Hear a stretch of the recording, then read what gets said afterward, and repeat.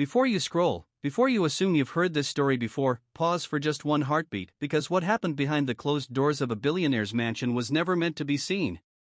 A man who controlled empires, markets, and lives returned home unannounced, expecting silence and order. Instead, he walked into a moment so raw, so human, that it shattered everything he believed about money, power, and love.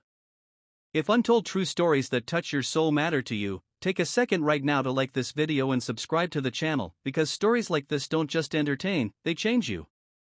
Adrian Vale had built his life on precision.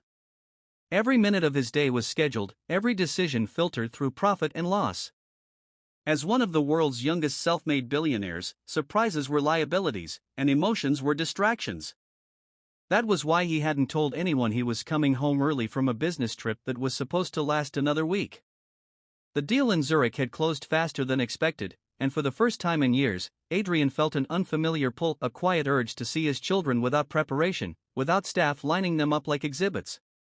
The mansion gates opened automatically as his car rolled in, the gravel crunching beneath the tires sounding louder than usual in the late afternoon calm. The house looked the same as always, immaculate, expensive, cold. Inside lived his twin children, Noah and Lily, both 7 years old, both diagnosed with autism.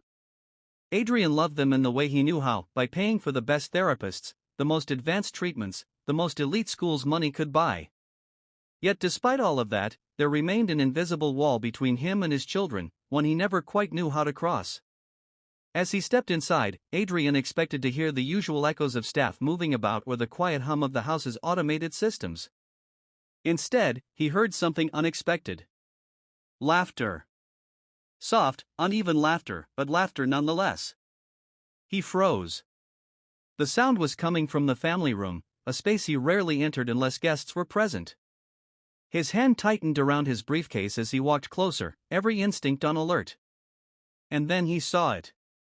On the floor, sitting cross-legged on a simple rug, was Maria, the maid. The same woman who cleaned his house, folded his shirts, and spoke softly so as not to disturb anyone. She was sitting between his twins, surrounded by scattered crayons, paper, and small handmade toys. Noah was rocking slightly, humming under his breath, while Lily carefully lined up colored blocks in a precise order. And Maria was right there with them, not correcting them, not rushing them, but joining them, humming back to Noah in the same rhythm, sliding a block into Lily's line exactly where Lily pointed. Adrian felt something tighten in his chest. He had never seen his children like this. Calm. Engaged. Present. Maria didn't notice him at first. She was focused entirely on the twins, her face soft with patience and warmth. She spoke quietly, not in commands, but in gentle invitations. When Noah suddenly covered his ears and tensed, Maria didn't flinch. She simply placed a folded cloth in his hands and guided his breathing with her own. Slowly, Noah relaxed. Lily glanced up, met Maria's eyes, and smiled a small smile, but one Adrian had rarely seen. His shock wasn't just at the scene, it was at himself. He had paid specialists thousands of dollars an hour to achieve moments like this, yet here they were, unfolding naturally under the care of a woman he barely knew. Adrian cleared his throat unintentionally. Maria looked up and froze. The color drained from her face as she scrambled to her feet, apologizing rapidly, explaining that the twins had asked for her to stay, that she hadn't meant to overstep, that she would leave immediately. Stop, Adrian said, his voice steadier than he felt. The twins looked up now, startled by his presence. Noah retreated into himself, and Lily clutched Maria's sleeve. Adrian had never noticed that before, his daughter reaching for someone else for comfort. Don't go, he said, surprising even himself. Please, continue. Maria hesitated, then slowly sat back down, keeping her movements calm. The twins relaxed again, as if the world had returned to its balance. Adrian lowered himself into a chair, his expensive suit suddenly feeling out of place. He watched in silence as minutes passed. Maria told them a story not with words, but with drawings. She let them decide the pace, the colors, the shapes. There was no pressure, no goal beyond being present. Eventually, Noah handed Adrian a crayon. Adrian froze again. For you, Maria said softly. He's inviting you. Adrian took the crayon like it was something fragile. He sat on the floor for the first time in years, awkward and unsure, and drew a simple line. Noah watched, then added another. Lily added a sun in the corner. Together, without speaking, they created something. That night, Adrian couldn't sleep.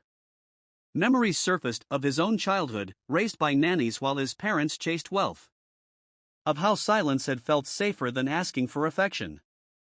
Of how success had been his shield against feeling unwanted. The next day, Adrian asked Maria to have tea with him.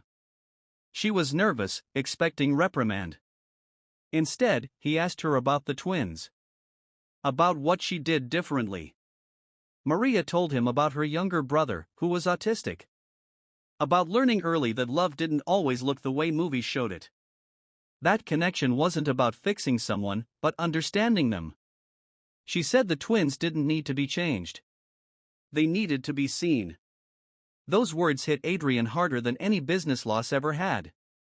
Over the following weeks, Adrian started coming home earlier. He canceled meetings. He sat on the floor. He learned the twins' rhythms, their triggers, their quiet joys. Maria guided him, gently stepping back as he stepped forward. There were setbacks. Days when Noah shut down completely. Moments when Lily screamed in frustration. Adrian learned that love wasn't a straight line, it was patience stretched thin and rebuilt again and again. One evening, months later, Adrian arrived home on time. The twins ran, not perfectly, not smoothly, but eagerly toward him. Lily grabbed his hand. Noah leaned into his side. And Adrian cried. Not quietly. Not behind closed doors. He cried in front of them, finally unafraid of being human. Maria eventually left the job, moving on to care for her own family. On her last day, Adrian thanked her, not with money, but with words. Real ones. Honest ones. Years later, Adrian would fund programs for neurodivergent children, not for recognition, but because he understood now. Wealth could build walls or bridges. Love was the choice. If this story moved you even a little, don't keep it to yourself. Like this video. Subscribe to the channel. Share it with someone who needs to remember that the most powerful moments in life are often the quiet ones we never expect. Because sometimes, coming home unannounced doesn't reveal a mistake, it reveals a miracle.